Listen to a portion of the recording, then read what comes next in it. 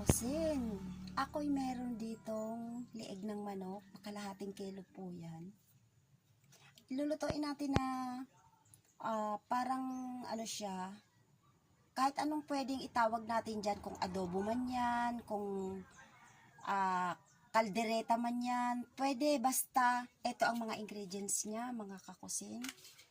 Kamote, pipritohin muna natin yan. Ipakita ko muna sa inyo yung mga ingredients niya. Siyempre, sibuyas at bawang, at saka itong sili.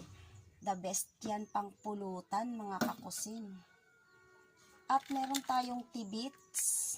Ito, tibits, pineapple, paminta. Yan, paminta. At saka yung etong ketchup pang marinate natin sa leeg ng manok. Atin munang i-marinate siya, mga kakusin. Lagyan natin ng konting ketchup. Bechin. At saka paminta, mga kakusin. Tandaan nyo ha, yung mga inilalagay ko. Calamansi juice. Marinate natin yan siya. Yung calamansi juice. Tapos toyo. Lagyan natin ng toyo. Yan. Tapos yung sabaw ng tibits, ilagay natin, mga kakusin. Ayan siya. O, yung pineapple, parang ano, para matamis-tamis siya. Tapos lalamasin natin siya. Malinis ang aking mga kamay, ha? Malinis. Lalamasin natin siya, mga kakusin, para sa laman ng leeg ng manok yung mga ingredients. Ayan. Babad natin siya ng mga 30 minutes, mga kakusin. Ayan. Set aside muna natin. Yan, magigisa muna tayo. At after mga 30 minutes, mga kakusin, maglagay na tayo ng mantika sa kawali. Ayan. Prituhin muna natin, mga kakusin, itong kamote. Ayan. Mas masarap po kapag ipiniprito. Habang nagpiprito po tayo, ay magsha-shoutout po ako sa aking mga ibang subscriber na nagpapa-shoutout. Shoutout kay Gfol Bupa Pabonita, Jap TV, Brit Arlan, Jacqueline Garcia, ano pa to? Kuya, ano to? Tito Boy TV, Kaabyan Vlogs, Alejandro Brit, Moto Cooking TV, Robert Diaz, ano pa to? Driver Vlog, shout out sa inyo. Chupilo Milyares Jr., shout out sa inyong lahat. Magandang umaga. Tayo ay magluto. Itong mga kakusin ay pwede nyo itong ipang ulam at pwede rin pang pulutan. Pag may mga okasyon kayo, magluto kayo na ganito at sobrang sarap ng pulutan. Ito. Ayan, shout out sa inyong lahat, ha. Shout out. Prito muna tayo bago natin igisa yung minarinate natin kaninang leeg.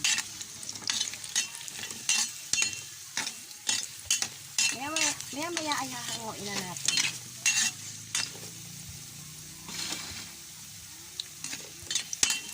Tapos ay isusunod na natin ang okay na to, mga kakusin. Kunting prito lang para madali siyang naluto. At isa pa, pag naluto siya, mga kakusin, hindi siya nadudurog. Opo. Ganun po ang sikreto. Bawang. Ayan. Ay, parang uulan na naman. Marami salamat sa inyo. Sa aking mga subscriber, maraming salamat. Maraming salamat sa suporta nyo. Sunod na natin ang sibuyas.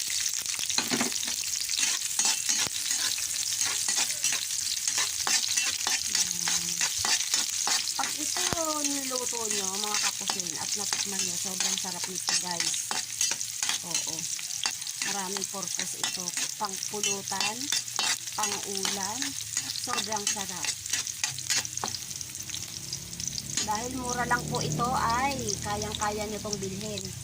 Liig lang po ito ng manok. Ilagay na natin siya, ang liig ng manok, kasi golden brown na ang ating sibuyas at bawang. Ilagay na natin ang chicken. Ano nga ba sa English ang liig? Basta liig. Haluin natin. Ayan, ang bango na. Minarinate natin muna siya yan. Marinate muna natin siya. Kanina, nakita nyo naman kung paano ako mag-marinate. Alam ko na. Chicken neck. Neck pala ang English. Ayan. Tapos yung kanyang pinagmaranitan, mga kakusin, yung sabaw, eto siya, oh. So, huwag natin siyang itatapon, mamaya ilagay natin siya. So, halu-haluin muna natin siya, mga kakusin. Para yung lasa ay manuot sa kanyang laman. Tapos, atin muna siyang tatakpan, mga kakusin, ng mga 15 minutes.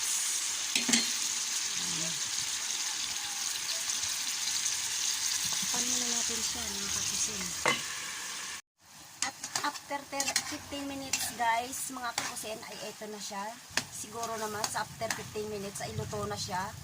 Shout out, Kuya Omar. Kuya Omar. Brett Arlam, shout out sa iyo.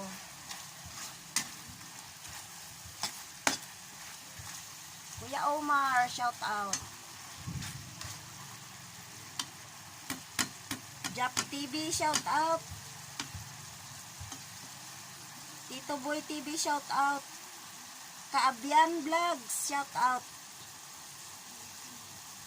Alejandro Brett, shout out sa iyo. Moto Cooking, shout out. Moto Cooking TV. Robert Diaz, shout out sa iyo.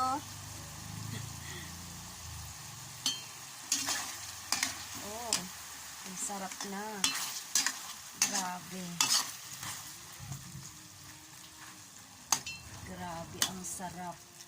Ang bango. Ilalagay na natin ang kamuting pinirito natin kanina. Yan. Tapos, ilagay na po natin yung pinagmarinitan. Malasa po yan. Yan. Para lahat ng lasa ay naandyan. So, ngayon, mga kakusin, haluin natin, tapos ay takpan natin siya ulit para maluto ang kamote. Kasi yung leeg luto na po yan. Kasi nilaga ko na ng 15 minutes. Maraming salamat sa aking mga subscriber. Shout out sa inyong lahat. Thank you sa suporta nyo, ha. Panoorin nyo to, ha, para lutuin nyo rin sa inyong bahay. Takpan muna natin ulit para maluto ang kamote. Ay, ang sarap na, mga kakusin. Tingnan nyo naman. Oh. Ayan. Malapit ng maluto. Kahit ano pwede nyong itawag dito, mga kakusin. Kung kaldereta man yan, kung ano man yan gusto nyong itawag, kung adobo man yan, pwede. Sarili kong version ito, mga kakusin. Kaya, kahit ano ang gusto nyong itawag dyan, pwede.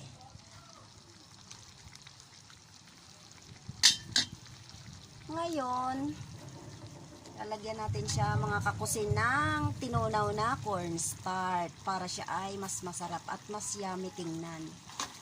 Mamaya, pagka malapit na siyang hanguin, ilalagay na natin yung tibits. Pangpasarap siya, mga kakusin.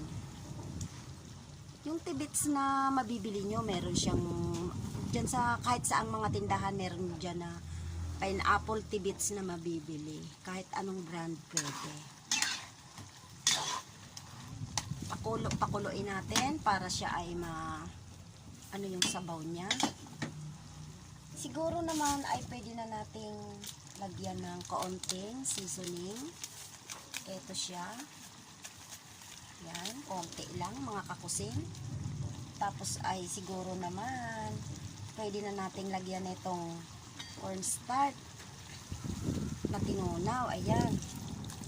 Yan. Para siya ay lalong lumapot. Yan. Mas masarap yan mga kakusin. Pag malapot.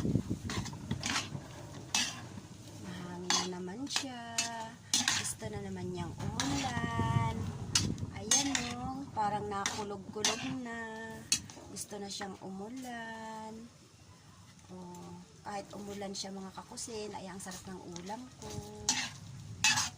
Ayan na, ulam sa pananghalian. At yung mga boys dyan, guys, masarap itong pangpulutan guys. Luto na kayo nito. Ang mababa lang ang budget niya. Mura lang ito guys. Ilagay na natin guys ang ang pinakamasarap. Iyan. Siling pula, siling green. Iyan. Iyan, diba? Masarap yan guys. Mga kakusin, ito na ang pampaganang pananghalian. Oh. Diba? Yummy. Ang bango na ng sili. Sarap niyan, mga kakusin. Tapos, ilagay na natin, mga kakusin, ang pineapple tidbits. Oh. Yan. Diba? Mas yummy. Naku, mapapataob na naman ang kaldero nito, mga kakusin. Sa kaunting halaga ay ang makakakain ka na ng masarap na ulam. Hindi mo na kailangan gumasto pa at bumili pa ng mga mahal na manok. Leeg lang ay ayos mo. Ayan oh, ang sarap mga kakusin. Sobrang sarap nito pag natikman nyo. Ito ay sa version ng Erlinda Kusin Vlog. Maraming salamat guys. Oh, yummy. Oh. Yummy. Yan. Luto na kayo guys at maluluto na, kakain tayo. Maraming salamat sa nanood guys. Mga kakusin, hanggang dito na lamang ang aking pagluluto. Maraming salamat sa inyo. Ito ay sa direksyon ko. Huwag niyo naman kalimutang mag-subscribe sa aking channel at pakipindot na rin ang notification bell para lagi kayong update sa aking mga menu. Bye bye!